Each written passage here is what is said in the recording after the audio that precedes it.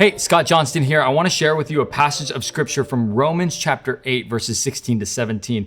It says, "The Spirit testifies with our spirit that we are God's children. Now, if we are children, then we are heirs, heirs of God and co-heirs with Christ, if indeed we share in his sufferings, in order that we may also share in his glory." A couple years ago, I went to go and see my wife in a professional show. And as I go up to Auburn to go and see this show, I go up to the will call booth and I tell them, "Hey, my name is Scott Johnston." And they look at me and they're kind of like, she kind of looks at me strangely and she goes, "You're not Scott." I'm like, I'm pretty sure I am. Like, do you need to see my license or something? She's like, "No, wait, like show me your license, show me your ID, because I don't think you're Scott." And so I show her my ID and she goes, "Oh, you're Scott Johnston with a T, not Scott Johnson." And I go, "Yes, I'm Scott Johnston with a T, not Scott Johnson without the T." And she goes, "Oh, yeah, because Scott Johnson is famous." And I'm like, "Really?" She goes, "Yes, he is a famous piano tuner." And I was like, I had no idea. That's amazing.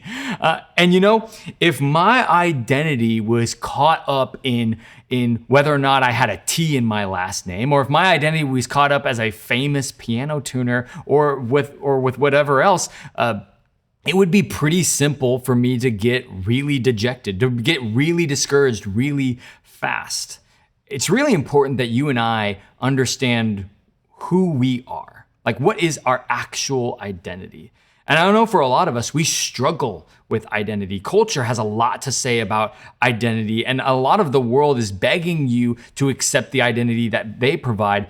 But look what Scripture says. Look what God, our Creator, calls us. He says, "The Spirit testifies with our spirit that we are God's children, that we are co-heirs with Christ." That is our identity. Our identity is that we are children of God.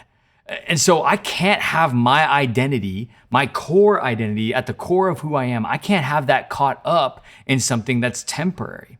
Because a temporary identity will only lead to temporary security. But an eternal identity will lead to eternal security. Does that make sense?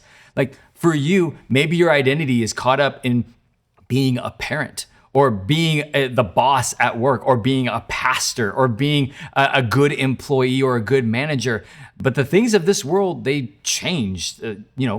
Tough times happen. You might lose a job or a spouse, or whatever that looks like. You might lose that thing where you're basing your identity. But when we find our identity as children of God, we have an eternal security in us, Christ.